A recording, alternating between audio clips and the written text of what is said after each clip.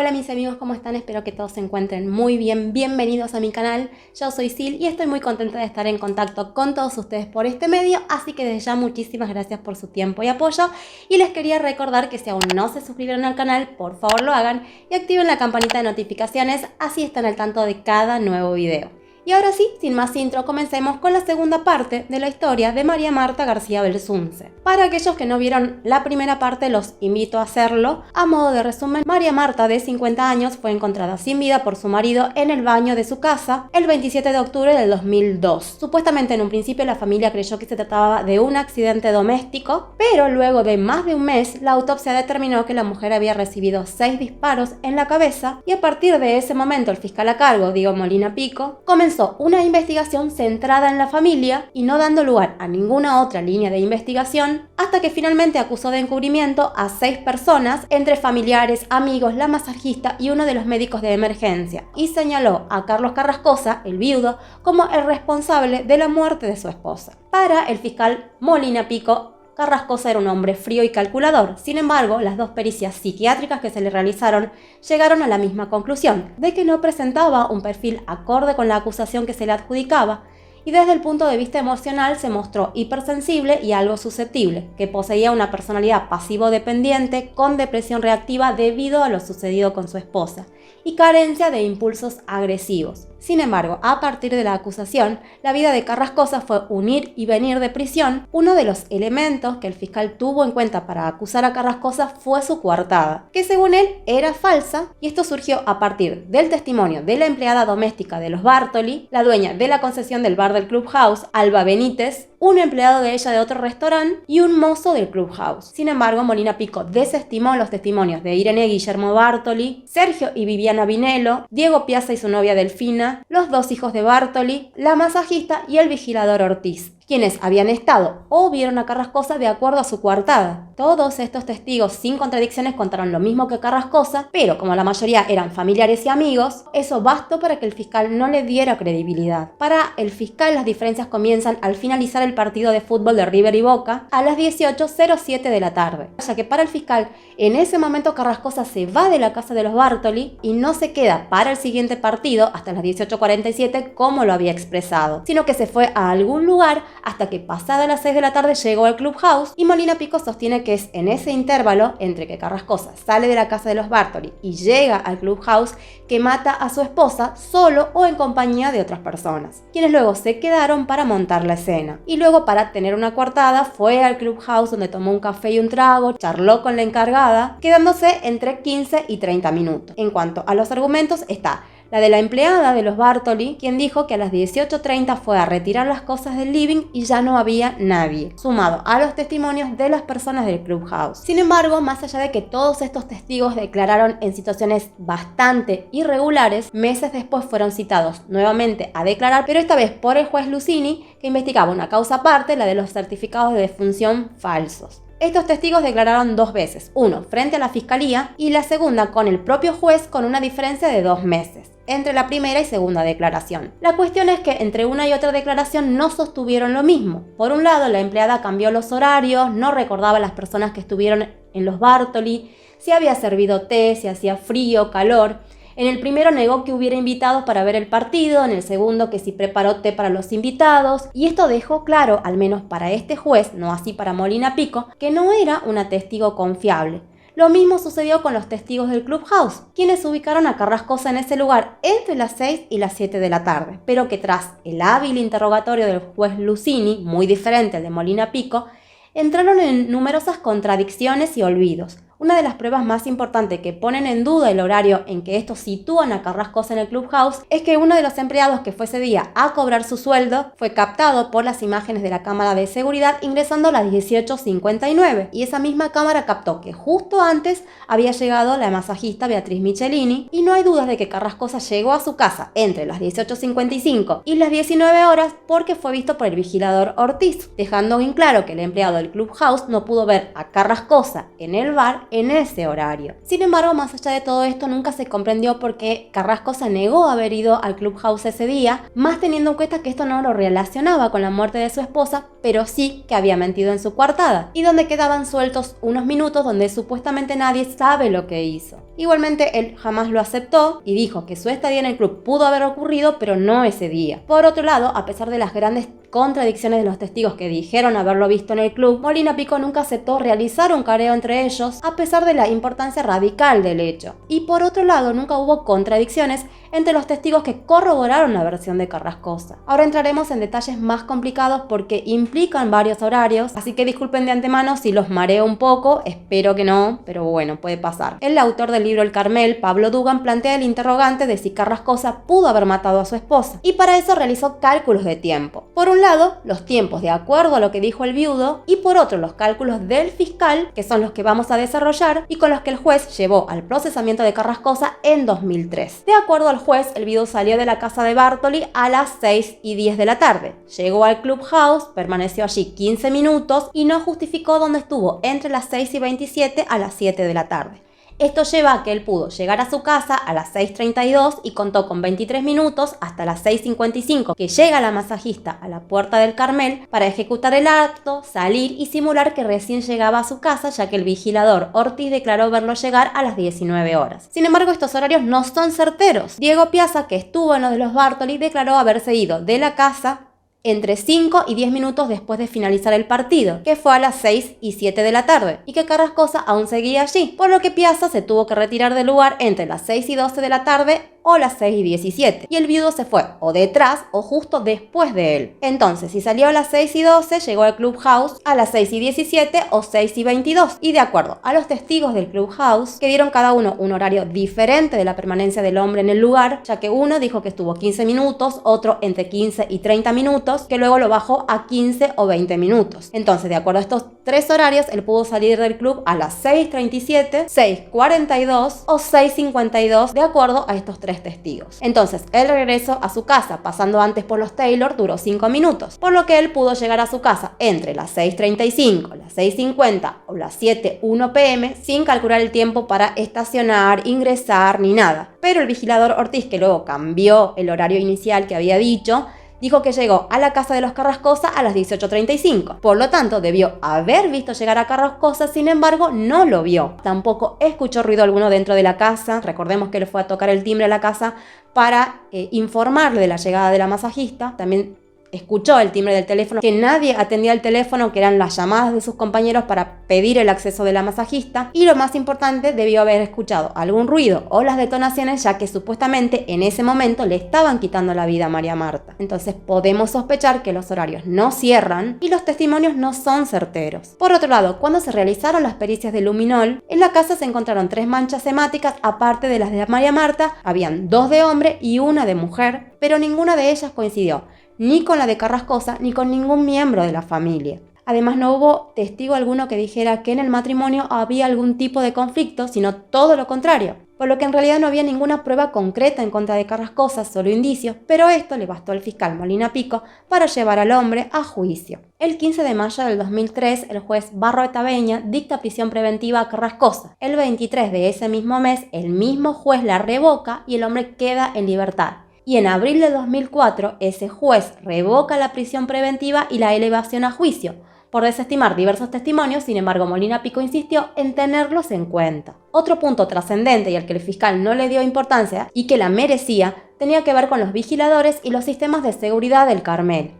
Este estaba a cargo de la cooperativa Los Cazadores, pero por lo que se sabe no era tan eficiente. Antes de la muerte de María Marta se habían dado diversos robos dentro del barrio y no todos habrían tenido que ver con Pachelo, sino con algunos vigiladores. Pero como la cooperativa encargada de la seguridad se encargaba de reponer los objetos robados, las denuncias no se efectuaban. Es cuando Bartoli, acusado de encubrimiento, contrata un nuevo abogado, quien lee todo el expediente desde cero, se da cuenta de un grave error del fiscal Molina Pico, quien no había tomado declaración a todos los vigiladores que habían trabajado el día de los hechos, sino tan solo a 2 de ellos y de manera incompleta. y más teniendo en cuenta que el cambio de turno se realizaba a las 7 de la tarde, por lo que el abogado solicitó al fiscal que fueran llamados a declarar. Durante los testimonios hubo muchísimas contradicciones en cuanto a los horarios del día del hecho. Y por otro lado, dos vigiladores, uno de ellos de apellido Ortiz, que fue quien el día de los hechos había ido hasta la casa de los Carrascosa para tocar el timbre para informar la llegada de la masajista, y otro de apellido Glennon, fueron señalados por sus compañeros como quienes entraban a la casa a robar. Quedó al descubierto también que el día de los hechos, el vigilador que estaba encargado de seguir los movimientos de Pachelo no trabajó en el barrio, más allá de que figuraba en la planilla. Es decir, que Pachelo estuvo sin vigilancia. Otro punto importante relacionado con los vigiladores tiene que ver con un sospechoso desperfecto que tuvo lugar ese 27 de octubre. El Carmel tenía dos sistemas electrónicos de seguridad. Uno eran las alarmas de sensor perimetral, que según los vigiladores funcionaban muy mal, y los días de lluvia debían desconectarla porque saltaba. Justamente el día de los hechos llovió, por lo que todas las alarmas estuvieron desactivadas desde antes de las 18 horas. Y si bien debían activarlas, esto no se hizo. Otro sistema de seguridad con el que contaba el barrio eran las cámaras. 15 cámaras registraban imágenes de los perímetros del barrio, es decir, registraban imágenes desde el exterior, no desde el interior. Y también había cámaras que tomaban las imágenes de los vehículos que ingresaban al country. Luego de que se supo de que la muerte de María Marta no había sido un accidente, Molina Pico ordenó secuestrar todos los videos de ese día, pero al querer observar las imágenes no se pudo porque se veían muy borrosas. Ante esto, el abogado de Bartoli pidió que se le entregaran los videos originales para llevarlos a una empresa especialista, y allí se dio con una sorpresa. El personal de la fiscalía, quizás por una gran falta de profesionalismo, había intentado ver los videos en una videocasetera normal y es por eso que no habían logrado ver nada. Una vez que pudieron observarse las imágenes, muchos meses después del hecho, se descubrió algo muy importante. La cámara de seguridad número 15, justamente la que enfocaba el cerco perimetral y la parte de atrás de la casa de los Carrascosa, curiosamente dejó de funcionar a las 16:29 de ese 27 de octubre. La única explicación que dieron algunos de los vigiladores fue que había tenido un desperfecto técnico. Sin embargo, más allá de estos datos vitales, Molina Pico no profundizó la investigación sobre los vigiladores. Además, hubo otro descubrimiento fundamental. Imágenes de una de las cámaras de seguridad dejó al descubierto las mentiras de un sospechoso y de una testigo, de los que ya hablaremos más adelante. Por otro lado, una prueba fundamental que utilizó el fiscal tanto en el primero como en el segundo de los juicios tuvo que ver con la pericia al audio de la llamada de Carrascosa a la primera ambulancia, ya que para Molina Pico los ruidos que se escuchaban de fondo eran voces. La pericia fue realizada por Gendarmería Nacional utilizando un software llamado Anagraph. El resultado de la misma, si bien le sirvió en cierta forma al fiscal, estuvo rodeada de controversias. Otro tema que dejaba dudas tenía que ver con el hecho de por qué nadie había escuchado los 6 disparos. Una pericia balística realizada en 2007, en la cual se efectuaron 13 disparos, concluyó que las detonaciones no se oían desde el exterior. Por otro lado, más allá de los 3 años que duró la investigación, Molina Pico no consiguió ninguna prueba directa de la responsabilidad de Carrascosa, como tampoco ninguna prueba concreta sobre el móvil del hecho. Sostuvo varias teorías, desde la posibilidad de un matrimonio conflictivo, las inclinaciones sexuales de María Marta, infidelidades, negocios turbios de Carrascosa que María Marta había descubierto, pero nunca hubo un testigo que pudiera confirmar algo de esto. Pero la más descabellada de las teorías del fiscal fue que el móvil había sido por un tema de dinero relacionado al cartel de Juárez, cuya única conexión indirecta, aunque absolutamente inverosímil, era Pichi Taylor, a quien Molina Pico había acusado de encubrimiento, pero que tiempo después de la elevación a juicio de la causa fue sobreseída. Igualmente tampoco la línea del cartel de Juárez prosperó, porque era descabellada, sin sentido, pero aún así la sostendría durante el juicio. El primer juicio por homicidio y encubrimiento en contra de Carrascosa tuvo lugar en 2007, con el fiscal Molina Pico a cargo. Ni los familiares ni amigos del hombre que se encontraban acusados de encubrimiento pudieron declarar como testigos. Como mencioné antes, una prueba en contra de Carrascosa y de la familia fue la pericia al audio de la llamada del hombre a la primera ambulancia, y de acuerdo a Molina Pico, los resultados arrojados permitieron comprobar que los ruidos de fondo eran en realidad voces de 2 personas, un hombre y una mujer que habrían estado manipulando el cuerpo, y supuestamente las palabras que se escuchan de fondo eran: ¿no la ves?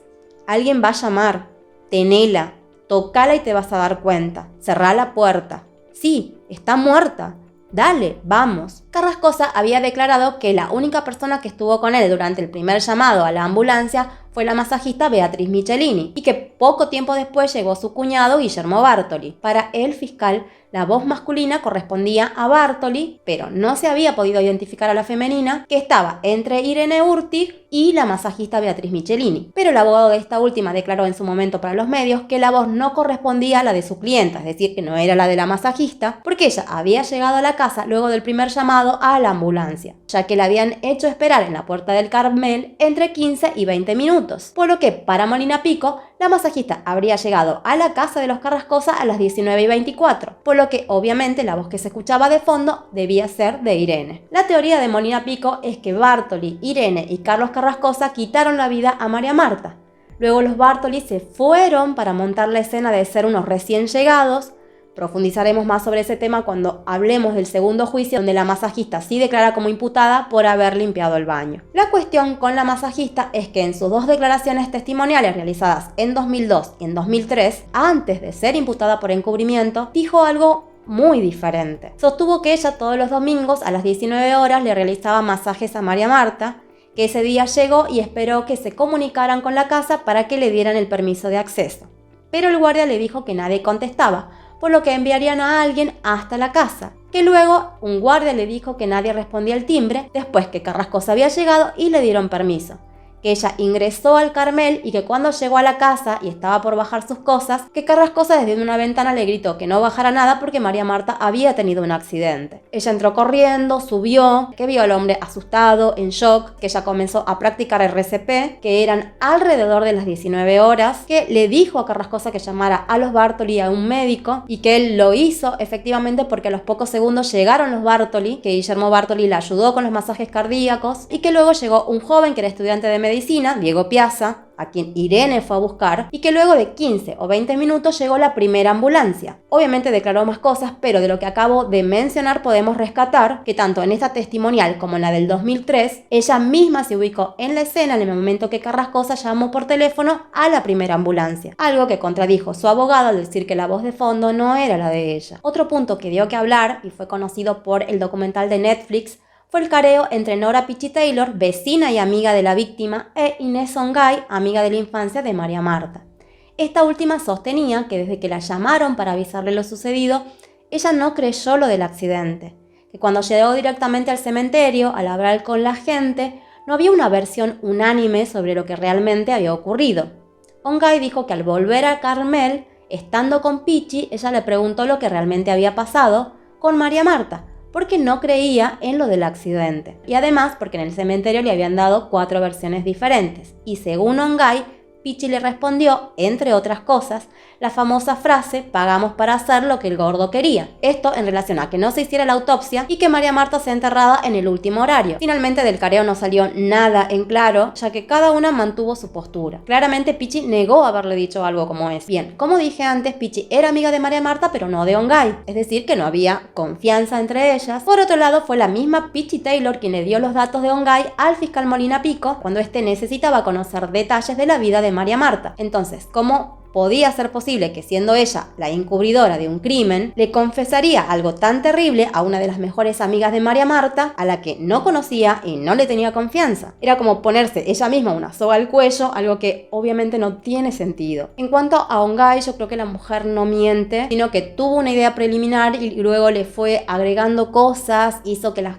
cosas que escuchaba encajaran y quizás pudo tergiversar ciertas cosas que escuchó. Otro punto controversial tuvo que ver con los 2 forenses que realizaron la autopsia a María Marta. Los mismos, durante la investigación, no fueron llamados por Molina Pico para dar su testimonio. Tampoco fueron llamados para declarar en el juicio. Sin embargo, sus declaraciones fueron introducidas al debate por lectura a pedido de la defensa, ya que dichos testimonios formaban parte de una causa conexa que investigaba el juez Lucini, que era la de los certificados de defunción falsos. Y estos testimonios tienen gran relevancia sobre uno de los puntos por los cuales Molina Pico señaló a la familia por encubrimiento, que tiene que ver con que por qué no se dieron cuenta que María Marta tenía 6 disparos. Esto ya lo dije antes, pero según los expertos, ellos solo advirtieron que María Marta había sido víctima de disparos una vez que abrieron el cráneo, porque las heridas estaban cerradas, y descartaron por completo que se las hubiera sellado con pegamento.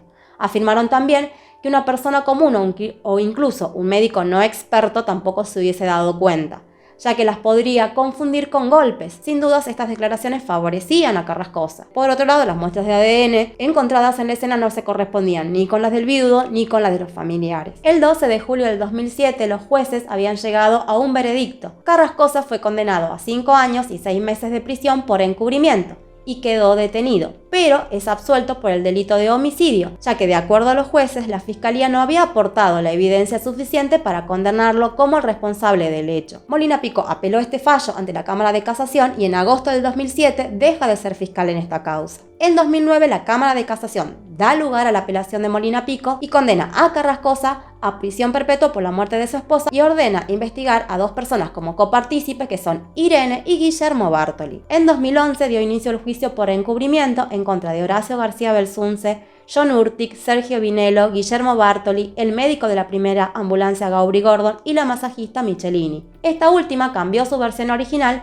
y dijo que ella no estuvo durante la llamada de Carrascosa a la primera ambulancia, ya que la tuvieron esperando más de 20 minutos en la entrada del Carmel, algo que fue confirmado por algunos de los vigiladores. Y de acuerdo a la fiscalía, ella llegó a la casa a las 19:24. Por lo tanto, la voz de mujer que se escucha durante la llamada no era la de ella. Un dato para tener en cuenta es que el abogado de Beatriz Michelini, la masajista, era el histórico defensor de Nicolás Pachelo, el doctor Rivas. Sin embargo, el abogado de Bartoli sostuvo que la masajista había mentido sobre su horario de ingreso al Carmel, ya que este quedó grabado en las imágenes de la cámara de seguridad de la entrada al Carmel y en la planilla de los vigiladores. Otro hecho que lo prueba son las llamadas que realizaron los vigiladores a la casa de Carrascosa para anunciar la llegada de la mujer y que también quedaron registradas. Todo esto quedó acreditado en la causa. Ella llegó a las 18:54 a la cabina. A las 18:59 con 22 segundos, el guardia llama a la casa para pedir autorización, pero nadie responde. Se puede ver en el video al guardia yendo al auto de Michelini para decirle que espere porque no atienden el teléfono. También quedó registrado un guardia modulando el handy a las 18:59 con 49 segundos. Otro guardia va nuevamente al auto de Michelini. Se realiza una llamada por línea externa, que es la que queda registrada por la compañía telefónica, y ese es el llamado que escuchó el guardia Ortiz cuando estaba tocando el timbre en la casa de los Carrascosa y que nadie responde. Luego las imágenes muestran nuevamente a un guardia yendo hacia el auto de Michelini para darle el acceso a las 19 horas. Y a las 19:01 la masajista emprende el camino hacia la casa de María Marta, a la que llegaría como mucho a las 19:05, es decir, antes de la llamada a la primera ambulancia, que fue efectuada a las 19:07. Sin embargo, la fiscalía continuó con su postura de que la mujer había llegado a las 19:24. Pero si esto hubiese sido de esa manera, primero, la mujer se habría encontrado con Bartoli llamando por segunda vez a la obra social, llamada que terminó a las 19:24 con 12 segundos. Entonces, ¿cómo Bartoli hubiese tenido tiempo para salir de la casa, buscar su auto por algún lugar, ya que ella dijo que no estaba en el estacionamiento de la casa cuando llegó, luego estacionar el auto detrás del de ella y ingresar a la casa para montarle la escena de recién llegado? Además, si ella hubiese estado 20 minutos esperando en la entrada del Carmel, los guardias, que para ese entonces ya sabían del accidente en la casa de los Carrascosa, porque ellos mismos llamaron a la segunda ambulancia a las 19:12 y por ende le hubiesen avisado. Además, si ella llegó en el horario que dice, ¿qué sentido tenía montarle la escena si ya se habían llamado 2 ambulancias e Irene ya había buscado al joven Piazza? La fiscalía también sostuvo que en realidad el vigilador Ortiz había llegado a la casa de Carrascosa para tocar el timbre a las 19:14. De ser así, ¿cómo es posible que él haya escuchado sonar el teléfono sin que nadie atendiera si desde las 19:12 hasta las 19:15 estaba ocupado? Y para esas alturas, todas las llamadas que ingresaron fueron atendidas. Por otro lado, en relación a la pericia, la llamada de Carrascosa, donde supuestamente se escuchan a personas de fondo, la familia pidió que la misma sea realizada nuevamente, pero por especialistas. De hecho, el ingeniero creador del método Anagraph, que fue utilizado para realizar la pericia, que en realidad estaba destinado a analizar el habla de pacientes con problemas fonoaudiológicos, declaró que este no sirve para identificar palabras ni a quienes pertenecen las voces, por lo que el resultado de esa pericia no es concluyente y carece de certeza. Otro testimonio crucial fue el del médico Moreira, quien realizó la autopsia de María Marta. De su declaración se desprenden 2 hechos de vital importancia. Por un lado, como ya dije anteriormente, que era imposible que una persona común o un médico no especializado se diera cuenta que las heridas de María Marta habían sido provocadas por un arma de fuego. Por ende, por ese lado no pudo haber encubrimiento. Y por otro lado, dio un horario de muerte totalmente distinto al que sostenía la fiscalía, de que María Marta había sido ultimada alrededor de las 19 horas, ubicando de esa manera a Carrascosa en el lugar del hecho. Moreira sostuvo que María Marta presentaba una o dos costillas fracturadas y que de acuerdo a su evaluación, estas habrían sido provocadas durante las maniobras de reanimación, pero aclaró que eran fracturas de características no vitales y que para que eso suceda era necesario que haya pasado por lo menos una hora entre el momento del deceso y la reanimación. Y esto cambiaría el horario de muerte que se manejó inicialmente, ya que a las 19:07 fue el llamado a la primera ambulancia. La ambulancia llegó aproximadamente a las 19:30, por lo que la muerte tuvo que ocurrir por lo menos a las 18:30 horas. Y esto dejaba fuera de escena a Carlos Carrascosa, y entonces, si no fue él, obviamente no pudo haber encubrimiento. Sin embargo, a pesar de este testimonio de vital importancia, no hubo cambios, al menos en ese momento, pero sería crucial en un futuro. Horacio García Belsunce, John Urtic, Guillermo Bartoli, Sergio Vinelo y el médico Gaury Gordon fueron sentenciados entre 3 a 5 años por encubrimiento, mientras que la masajista quedó absuelta. Los condenados, luego de pasar 15 días en la cárcel, fueron liberados tras pagar una fianza. Carlos Carrascosa, en 2014, tras 7 años preso, es beneficiado con la prisión domiciliaria por haber cumplido los 70 años. Finalmente, en diciembre del 2016, luego de la apelación de los abogados de Carrascosa ante la Corte Suprema, la Cámara de Casación revisó el fallo y detectó irregularidades en el proceso, por lo que decidió absolver a Carrascosa de la muerte de su esposa. Algunas de las claves que permitieron su absolución fueron que el horario en el que, según Molina Pico, se había cometido el hecho no coincide con el dado por los forenses, quienes tampoco habían sido llamados a declarar. Otras afirmaciones, como por ejemplo que había recibido una brutal golpiza, producto de una pelea previa, no quedó acreditada en la autopsia. Otras afirmaciones sobre las que no hubo pruebas, por ejemplo, la del acuerdo pagado con el médico Gaury Gordon, móviles jamás acreditados como el del cartel de Juárez, para el cual el fiscal Molina Pico realizó conexiones absurdas. Tampoco se probó que se acondicionara o maquillara el cuerpo, ni que se cerraran las heridas con pegamento. Por otro lado, tampoco hubo pruebas de que Carrascosa ordenara que se limpiara el lugar o que intentara cremar el cuerpo. Tampoco fue él quien se deshizo del pituto, tampoco impidió que las personas se acercaran al cuerpo, sino todo lo contrario. Y fue en esa época que comenzó a plantearse la hipótesis de que María Marta había llegado a su casa y se encontró con 3 ladrones, quienes le quitaron la vida para que no los denunciara, ya que los había reconocido. Y el nombre de Nicolás Pachelo vuelve nuevamente a la escena. Ahora, ¿quién era este sujeto que desde un inicio fue señalado por la familia, amigos y vecinos del country como el posible responsable? Aunque no fueron los únicos, porque varios policías que investigaban la muerte de María Marta desde un inicio, a cargo del subcomisario Ángel Becerra, también mostraron interés por este sujeto y de hecho al poco tiempo encontraron elementos importantes para vincularlo a la causa. Sin embargo, Molina Pico, convencido de la culpabilidad de la familia, tomó la decisión de abandonar esa línea de investigación. A pesar de que Becerra y sus oficiales no compartían esa decisión, la posición de superioridad del fiscal determinó que su decisión obviamente se impusiera. Nicolás Pachelo tenía 26 años al momento de los hechos y cargaba con una historia familiar conflictiva y trágica. Provenía de una familia de alto poder adquisitivo, aún así sus padres se separaron cuando él era un bebé, y su padre formó rápidamente otra familia con Jacqueline Barbará. Su madre, Silvia Ryan, padecía trastornos anímicos, por lo que él pasó la mayor parte de su infancia con su padre y su familia. Desde pequeño tuvo un carácter conflictivo y problemático. Se dice que a los 6 años incendió la cuna de su hermano. La esposa de su padre logró apagar el incendio sin que el niño tuviera lesiones. A los 16, cuando vivían en el country Tortugas, robó una moto de un vecino y luego la vendió. Y hubo varios testigos de este hecho. Pero lo que hizo su padre fue comprar una nueva moto y se la devolvió a la familia, por lo que nunca se denunció la situación. A Nicolás, sus amigos lo describían como alguien irascible pero no peligroso, hijo de un padre acostumbrado a los juegos de azar a los que fue iniciado a temprana edad, adquiriendo así una fuerte adicción al juego. siendo un asiduo concurrente a casinos donde perdía grandes sumas de dinero que lo llevaban a tener deudas con prestamistas. Nicolás luego se casaría con Inés Dávalos, a quien conocía desde su adolescencia, con quien tuvo 3 hijos. Un hecho sospechoso y trágico tuvo lugar en 1996 en una tosquera en Pilar, negocio y vivienda de su padre Roberto Pachelo, quien aparentemente terminó con su vida en ese lugar. Cuando el hecho ocurrió, las únicas personas que estaban allí eran Nicolás, su esposa y uno de sus hijos. Pero tanto para Jacqueline como para su familia el hecho nunca quedó claro y sospechan, inclusive hasta el día de hoy, de que Nicolás tuvo que ver con la muerte de su padre, ya que supuestamente el cuerpo fue encontrado en una posición incompatible con el hecho y no encontraron rastros de pólvora en las manos del hombre. Sin embargo, para la policía, el hombre había puesto fin a su vida y la causa fue cerrada. Se dice que el día del velatorio del hombre, Nicolás llegó tarde sin explicación y se supo luego que alguien había robado un maletín de Roberto Pachelo y las llaves de una caja fuerte, de donde desaparecieron títulos de acciones y documentos importantes. Un mes después,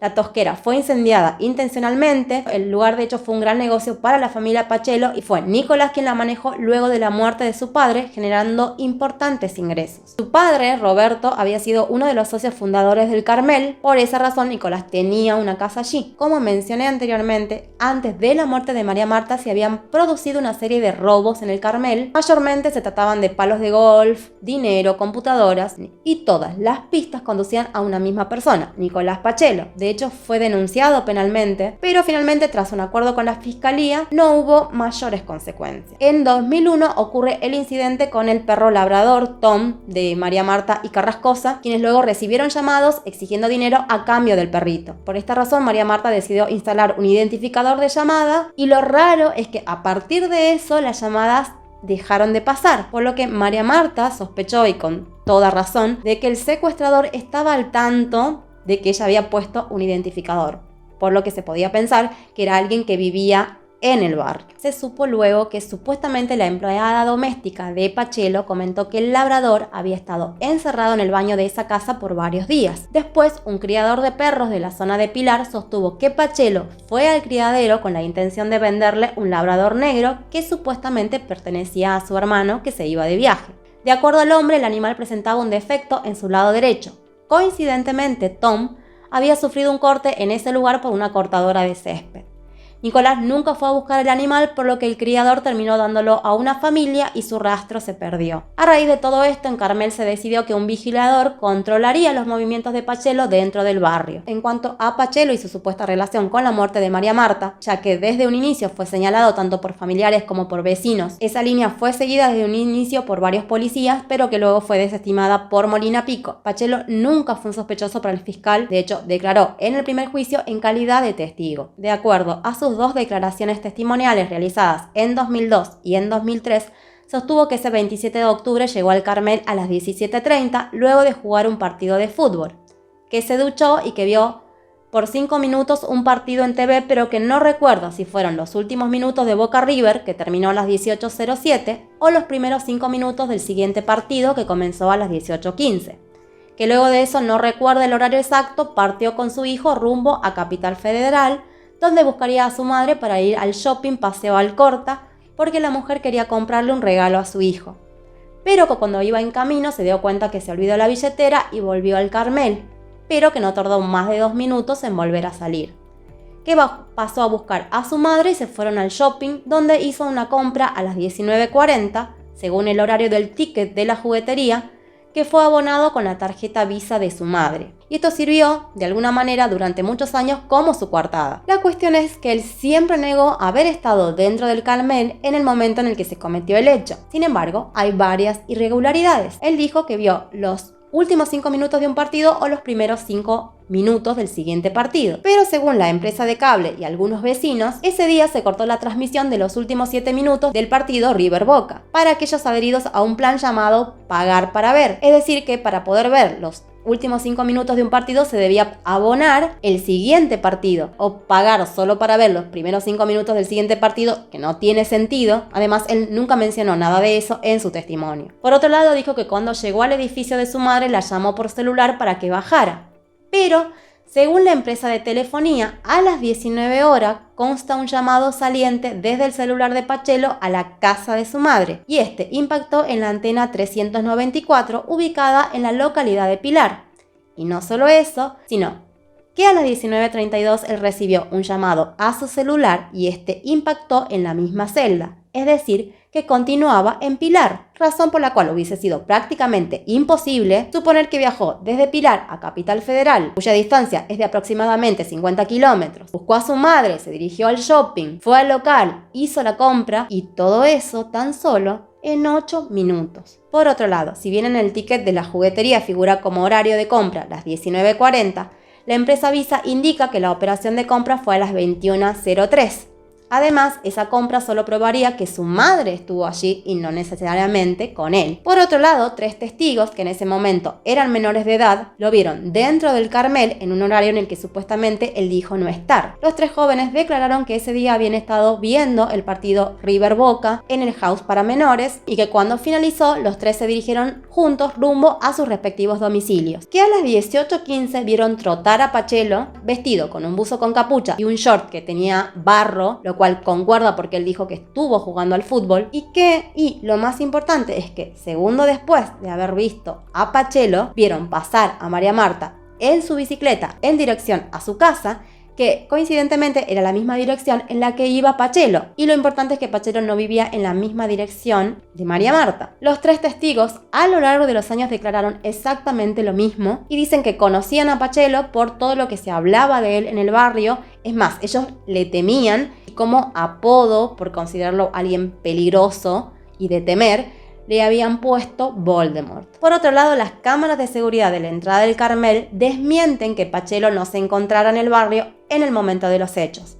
Él dio horarios diferentes de su salida. En su declaración no precisó horarios, pero a un periodista le dijo que se fue a las 18:20, a otro a las 18:40. Pero las imágenes muestran que ese día ingresó por el sector de socios a las 17:34 y su salida se produjo a las 18:59 por el sector de no socios y sin utilizar su tarjeta magnética, por lo que no quedó registrada.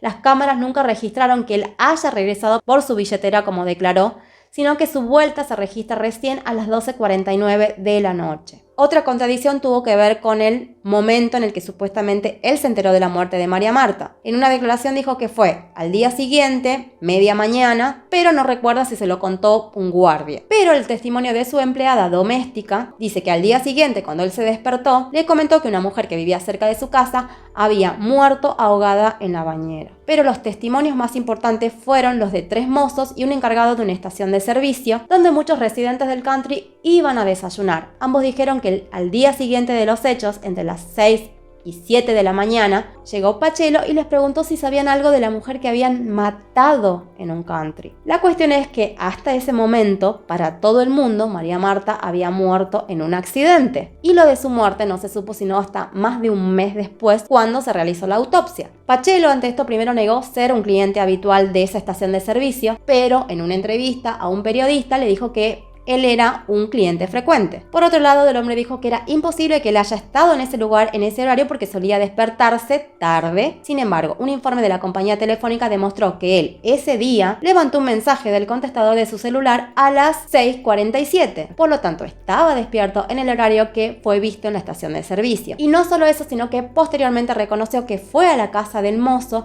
para preguntarle por qué había declarado en la fiscalía. Otro hecho, al menos curioso, que nunca se aclaró, ocurrió el mismo día del hecho en la casa de los Carrascosa. El día de la muerte de María Marta, la empleada doméstica no trabajó. Sin embargo, 2 personas dijeron haber visto, en medio de la llegada de los médicos, los intentos de reanimación, a una empleada con un uniforme rosa, que pasaría a partir de esto a conocerse como la Dama de Rosa. El médico Biasi fue la primera persona que la nombró en su primera declaración, ya que dijo que él no entendió por qué la encargada de limpiar el baño no fue la empleada. Y el otro testimonio sobre esta extraña mujer fue el de Pichi Taylor, y fue justamente gracias a su descripción que pudieron realizar un identikit. Fue durante una reunión de la familia García Belsunce que todos observaron el dibujo, pero nadie la reconoció.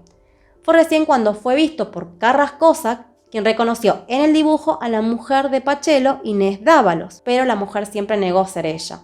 El identikit nunca fue incorporado a la causa por negativa de Molina Pico. Otro dato a tener en cuenta es que al día siguiente del hecho, el 28 de octubre del 2002, Pachelo se comunicó con el presidente del Carmel para informarle que se iría del barrio y cerca del 20 de diciembre vendió su casa por un precio mucho menor al que pedía inicialmente. Otro hecho trágico ocurriría el 29 de mayo del 2003, cuando Silvia Ryan, madre de Nicolás Pachelo, se arrojó desde su 11º piso justo 3 días antes de dar su declaración para confirmar la coartada de su hijo. La mujer dejó 3 cartas donde explicaba los motivos de su decisión y planteaba como responsables de su muerte a Horacio García Belsunce y a su familia. Dentro de la caja de seguridad de la mujer, entre cosas de valor, encontraron una fotocopia del ticket de la juguetería con el horario de 19:40, que era la famosa coartada de su hijo.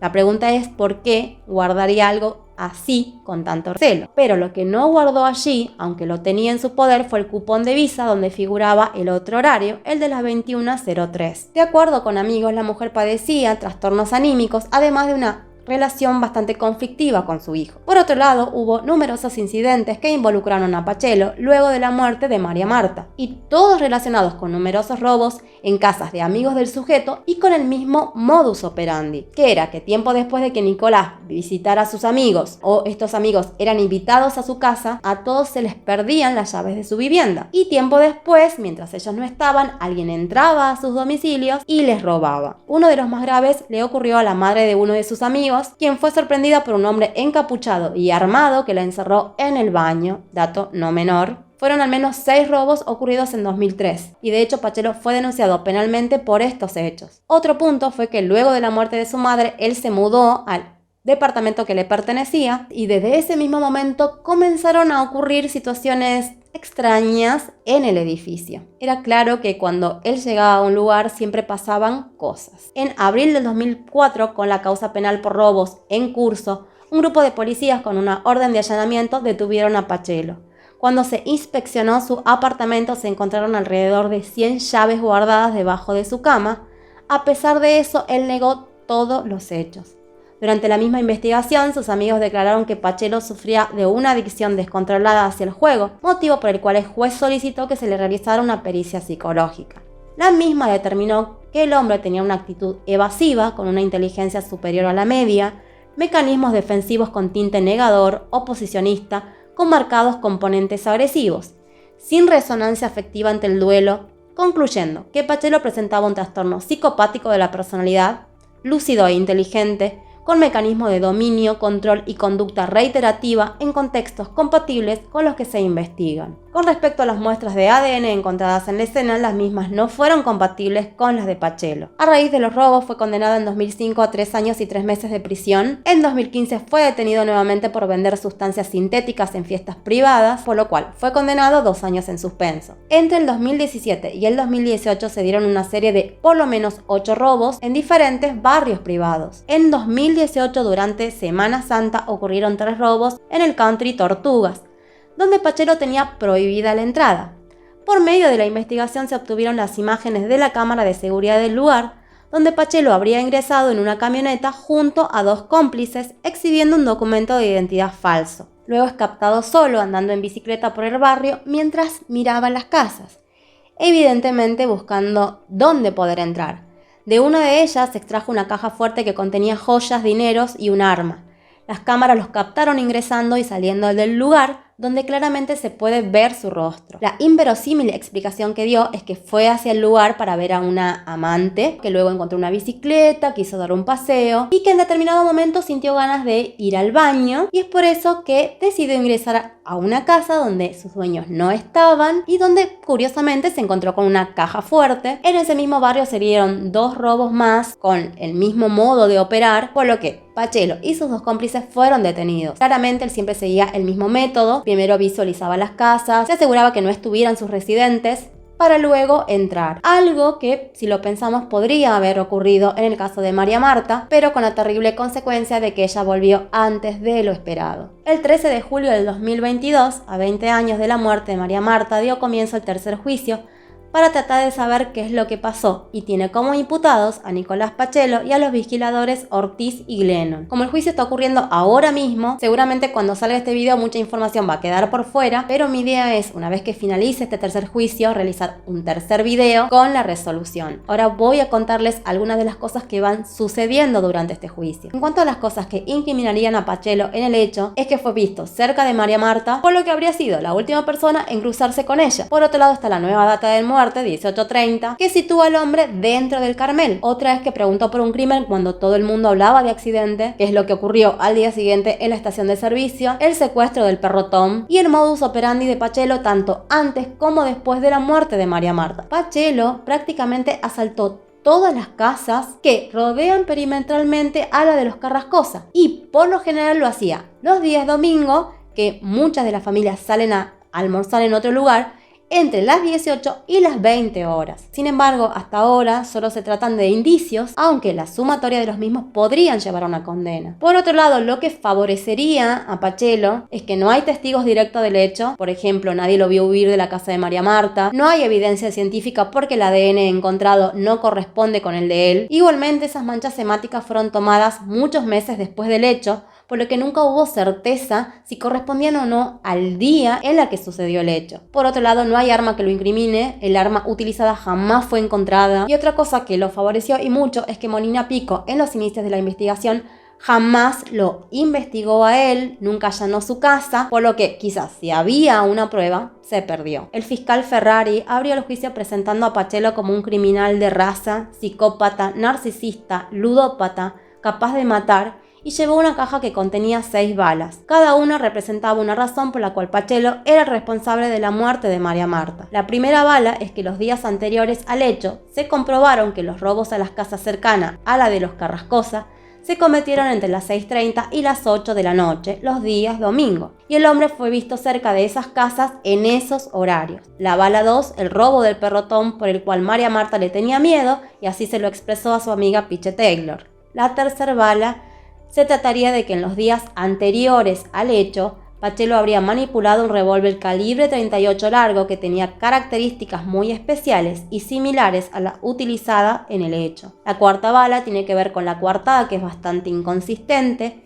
La quinta bala, en los inicios de la investigación, varios vecinos dijeron haber recibido amenazas y creían que provenían de Pachelo. Y la sexta bala tendría que ver con una prueba material que aún no se reveló y que probaría que él es el responsable. Desde el inicio del juicio, Pachelo negó conocer a María Marta o haber tenido algún tipo de trato con ella y denunció que los fiscales querían presentarlo como un monstruo, por lo que cada vez que declaraba un testigo, él pedía ampliar su indagatoria para revertir esos testimonios. Entre las primeras cosas que presentó la fiscalía fue una escucha de Pachelo hablando con un amigo cuando supo que era investigado por el caso de María Marta. Esto fue en los primeros meses de la investigación, donde se puede escuchar cómo hablaba con animosidad de la mujer. No sé, boludo, me meten este quilombo con esta vieja acá, boludo, que ni la conocía, ni estaba en el club, ni nada.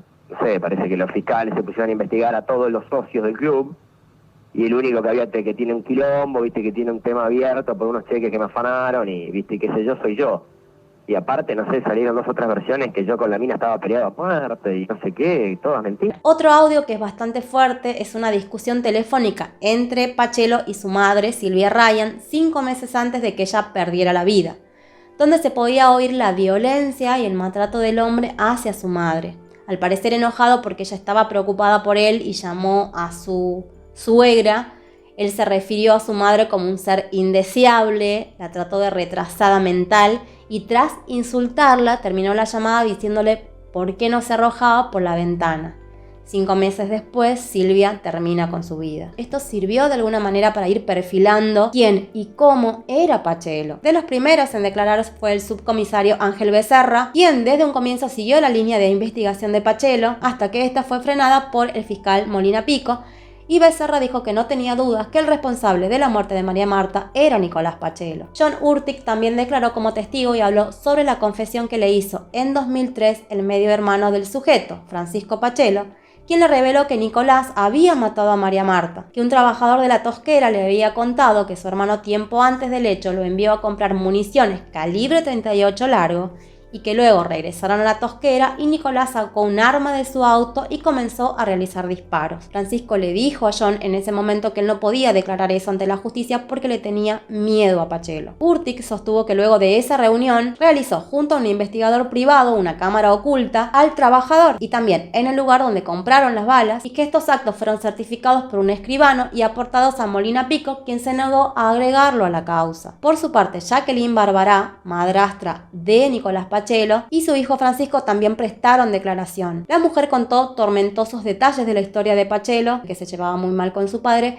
y que siempre les había hecho la vida imposible, que sus dos hijos lo habían apodado como Chucky, y Bárbara lo calificó como un ladrón y tránsfuga, y se mostró convencida de que él tuvo que ver con la muerte de María Marta, sosteniendo que él en realidad fue a robar, no a matar, pero que fue sorprendido por María Marta, quien se defendió y terminó perdiendo su vida. Dijo también que tanto ella como su familia estaban convencidos de que Pachelo tuvo que ver con la muerte de su propio padre. En esa misma línea dio testimonio su hijo Francisco, quien también señaló a su medio hermano como responsable de la muerte de su padre, refiriéndose a él como un psicópata asesino, y confirmó lo que en su momento le dijo a John Urtich sobre la autoría de Pachelo en la muerte de María Marta. Por estos y otros testimonios que señalaban a Nicolás Pachelo como responsable de la muerte de su padre en 1996 es que los fiscales solicitaron que esa causa sea reabierta, cosa que sucedió, por lo que comenzará una investigación para determinar realmente qué fue lo que pasó. También declararon los 3 testigos que en su momento eran menores de edad y que vieron a Pachelo en la misma dirección que María Marta momentos antes de su muerte. También lo hicieron los mozos y el encargado de la estación de servicio donde Pachelo en las primeras horas del día siguiente al hecho preguntó delante de personas si sabían algo de la mujer que habían matado en un country, cuando hasta ese momento solo se hablaba de un accidente. Carrascosa, ahora como uno de los querellantes, declaró como testigo y sostuvo que había esperado 20 años para estar sentado frente al asesino de su esposa y que lo mantiene vivo es saber quién la mató, de lo contrario ya estaría muerto. Por otro lado, uno de los fiscales sostuvo que un preso fallecido en 2021, que había sido compañero de celda de Nicolás Pachelo, le confesó al fiscal Quintana en 2019 que Pachelo confesó haber sido el responsable de la muerte de María Marta y que inclusive le contó dónde se había deshecho del arma, pero que esto no pudo ser incorporado a la causa porque se había cerrado el lapso probatorio, por lo que se le pidió al tribunal incluir el testimonio del fiscal Quintana, pero hasta el día de hoy no se tomó una decisión al respecto. La abogada defensora de Pachelo ante esto acusó a la fiscalía de ofrecer ciertos beneficios a los testigos para que digan determinadas cosas. Otro testimonio impactante lo dio un abogado de apellido Aranda, quien entre 1996 y 1999 había trabajado para la Tosquera de los Pachelo y que se podría decir que era cercano a Jacqueline Barbará, Silvia Ryan y al mismo Nicolás. Él contó que en una oportunidad se encontró con Silvia Ryan un mes antes de su muerte y que en ese momento ella estaba preocupada por la situación que estaba atravesando su hijo y le hizo una pregunta bastante curiosa, si se quiere decir. Le preguntó que si ella como madre ayudaba a su hijo y mentía, podía tener problemas legales. Por otro lado, un testimonio tenso fue en el momento en que prestó declaración la masajista Beatriz Michelini, quien sufrió bastante presión durante las preguntas por parte de los fiscales y no había pasado más de 1 hora y media de estar declarando que el fiscal Ferrari pidió su inmediata detención por falso testimonio, pero los jueces, luego de escuchar a las partes, resolvieron diferir la resolución para el final del juicio. Posteriormente, el fiscal Ferrari explicaría el porqué de su pedido de detención y sostuvo que la masajista vino al juicio a mentir deliberadamente y a beneficiar a Pachelo. Dijo que durante su declaración la mujer desconoció que el histórico abogado de Nicolás Pachelo, el doctor Rivas, fue también su abogado defensor durante el juicio del 2011, donde ella estaba imputada por encubrimiento. Ella dijo que no recordaba haberlo designado cuando, según el fiscal, él estuvo presente en todas las audiencias de la mujer en ese entonces. El fiscal también se refirió a las diferencias entre los dichos que realizó la masajista en el 2002 y lo que dijo ahora. En el 2002, por ejemplo, dijo que había notado a Carrascosa asustado por lo sucedido, mientras que ahora negó eso en 3 oportunidades, siendo una información muy importante. El fiscal también habló sobre las inconsistencias de la masajista alrededor de los horarios en el que entró al barrio el día del hecho, diciendo que no los recordaba, y por último remarcó que la mujer dijo que conocía a Pachelo solo por las cámaras, que no lo veía desde hacía muchísimo tiempo cuando era compañero del colegio de su hija a los 13 años, pero el fiscal sostuvo que luego del hecho, en varias oportunidades, hubo numerosas llamadas entre ellos, incluso desde el celular de Pachelo, como la del 13 de diciembre del 2003, luego de que ella brindara su primera declaración testimonial. Y esas llamadas coinciden con ciertos momentos importantes, ya sea antes de una declaración o luego de que ella se presentara en la fiscalía por alguna razón. Ante esto, la mujer dijo que estas llamadas eran porque ella le hacía masajes a Inés, la mujer de Pachelo, y eran o para pedir o cancelar turnos. Aunque sostuvo que en un momento Pachelo le ofreció a su abogado para que la defendiera, pero que ella prefirió decidirse por alguien neutral. Aunque es un hecho que en el juicio del 2011 tuvo como abogado al ex abogado de Pachelo, es importante recalcar que la mujer hoy tiene 60 años, sería de lo más normal que no recuerde todos los detalles. Pero lo de no recordar a quién fue su abogado durante un juicio que la tenía como imputada es algo que sí me genera dudas. Otra persona que declaró como testigo fue el escritor del libro en el que me basé en parte para hacer este caso, Pablo Dugan, quien investigó el caso desde un principio y fue quien incorporó el informe de la tarjeta Visa de Sylvia Ryan, que indicaba que la compra del famoso juguete el día del hecho fue a las 21:03. A pesar de que el ticket de la juguetería que sirvió para la coartada era de las 19:40. Luego de esta declaración, Pachelo pidió hacer un descargo para defenderse, como venía haciendo luego de cada testimonio que podía comprometerlo. Él sostuvo que hasta ese día no tenía conocimiento del informe de Visa, que tras 20 años acababa de enterarse. Dijo que él no armó una coartada falsa, sino que se guió del ticket que decía 19:40 y que reconstruyó todo a partir de ese horario para atrás. Sin embargo, luego hizo una nueva declaración en la que se contradijo, ya que sostuvo que luego de hablar con su abogado, este le recordó que ya en 2003 había surgido el horario de las 21:03 y que inclusive él mismo dio una nota a una revista hablando sobre eso. Es decir, que no desconocía lo del informe, pero que este había sido desestimado porque el shopping cerraba a las 21 horas, por lo que su abogado dedujo que se pasaban las compras de Visa luego del cierre. El fiscal Ferrari, con respecto a esto, dio una prueba de cómo Pachelo y su abogado Rivas conocían la existencia del ticket de Visa, y tienen que ver con un intercambio de correos de Sylvia Ryan, madre del imputado, quien en uno de ellos ensaya un tipo de confesión y en el final del mismo dice que la factura de compra dice 19:40, pero que el ticket de Visa dice 21:03. Por otro lado, en lo que va del juicio, Pachelo se reconoció culpable de 6 de los 8 robos, por los cuales llegó imputado al juicio por la muerte de María Marta.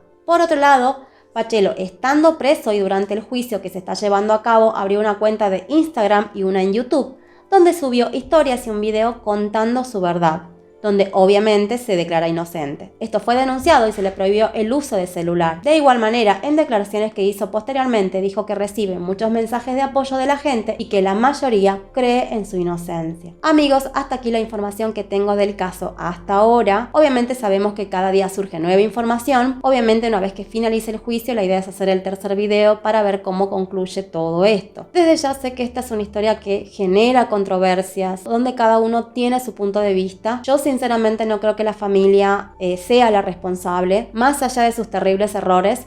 Tampoco tengo la certeza de que lo sea Nicolás Pachelo, porque en su contra hasta el momento solo hay indicios, aunque claramente es una persona violenta que no controla sus acciones. Y sinceramente espero que la justicia pueda finalmente, tras 20 años, decirnos exactamente qué fue lo que le pasó a María Marta y que su muerte deje de ser un misterio. Amigos, por favor, no se olviden de dejarme sus opiniones en los comentarios. Yo, como siempre, los voy a estar leyendo. Saben que amo eso. Y si este contenido les ha parecido informativo, por favor no se olviden de darle like. Lo más importante, si desean apoyarme, es suscribirse y activar la campanita de notificaciones, así están al tanto de cada nuevo video. Y si lo desean también me pueden seguir por mis redes sociales, así estamos un poco más conectados. Y esto fue todo, gracias por acompañarme, los espero sin falta en un próximo video, se los quiere siempre. Chau, chau.